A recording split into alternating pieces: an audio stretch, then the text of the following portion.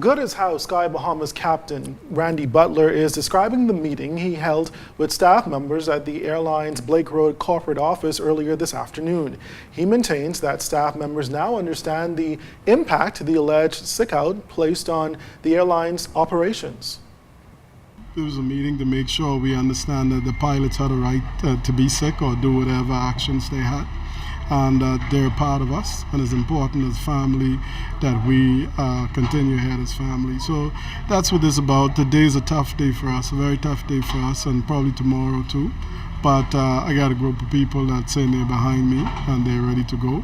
And I've committed to work and to communicate and to negotiate for whatever we need to do to make this company to go. Captain Butler confirmed that the airline's normal operations resumed at 6 o'clock this evening, and he hopes that issues raised at this afternoon's meeting will stop any further disruptions.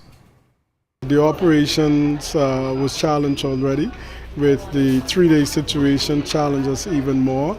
And so we have right now reduced operations and how we're going to go forward with that reduced operations into the future to make sure we deliver superior service. We're regrouping right now, and the challenges of the day, we're still going through that. But I can tell you the operation has been greatly impacted. Everybody seems to understand that now and understand more and more what I've been saying all the time. These are challenging times. We need to read the papers. This was something that we could ill afford. Now, Sky Bahamas pilots met late last night after representatives from the National Congress of Trade Unions, the Financial Services Union, and Airport, Airline and Allied Workers Union held lengthy discussions with Sky Bahamas CEO Butler and labor consultant Keith Archer over various issues, which eventually led to that weekend sick-out among pilots. President of the Bahamas Pilot Alliance, Mark Johnson, says after repeated attempts to have Butler present a counter-proposal, he has yet to do so, and pilots are unsure of their future with the organization. Some of these guys had job arrangements from 1992 that hasn't changed. The cost of living is increasing every day. The price of gas is increasing every day, and they are working with the same salaries, they just want a better quality of life, work environment, seniority list, stuff like that, to ensure that they would move in the right direction and be able to keep up with the economy, basically. While operations at Sky Bahamas have resumed today, Butler, in an earlier interview, claimed that another day of sick calls could have led to staffing levels being significantly reduced or even the closure of the business. But President of the Airport, Airline and Allied Workers Union, Nellarine Harding, says all of this highlights a bigger issue that the pilots shouldn't be solely blamed for. And President of the Bahamas Airline Pilots Association, Emil Saunders, is also supporting the group, saying this fight is for all pilots. Any organization that after 2 days of cancellation of flights, say they're going to close down, I would say, well, basically your organization was already there. If you couldn't sustain 2 days of it, small corporation or not, there are things that you have that are natural disasters that normally would have taken place. If there was a hurricane, well, then your organization still would have gone on because you would have had 2 days you couldn't fly in any event. We've identified certain areas that would differ because we fully understand that the charter companies, the charter airlines are not like Bahamas Air. They have a much smaller complement of pilots. Their route structure is not as broad as ours. And I think overall, these professional pilots just want some type of working agreement.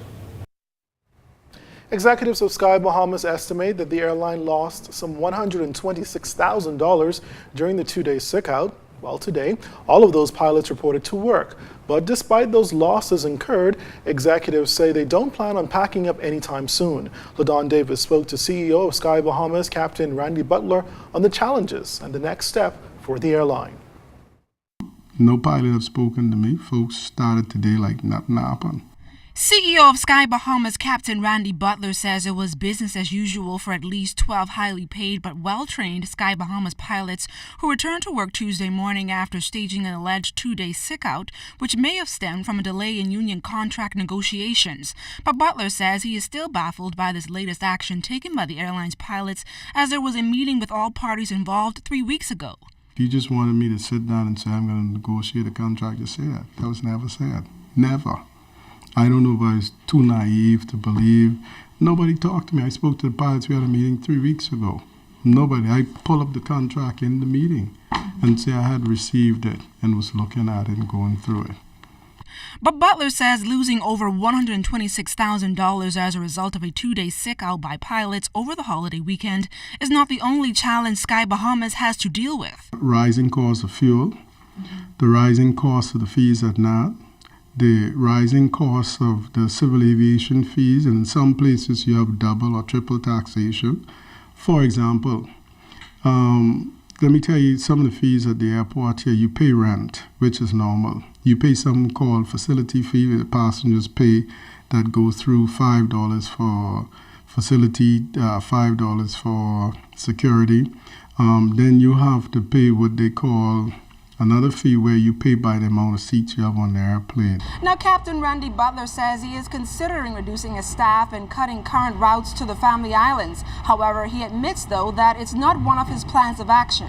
We're now only operating between Marsh Harbor and Fort Lauderdale. We're not operating right now to Nassau and Fort Lauderdale. I think on the holiday we had one flight scheduled to go to Freeport. We did one part of that flight. The next one, sick out, affected that. So we're operating seasonally out of Freeport and Nassau during Christmas and the busy summer period. But despite these challenges, the airline's CEO is sharing his immediate plans moving forward. We're looking at reshaping our business model again. The way I've operated and managed this company is I manage, my folks give me ideas and show me how to do things because they're doing it every day. Just to pack up and go away, that's not an option for us. We have to fight, but we have to keep a standard and we have to make sure it makes sense and it's doing what we've been called to do.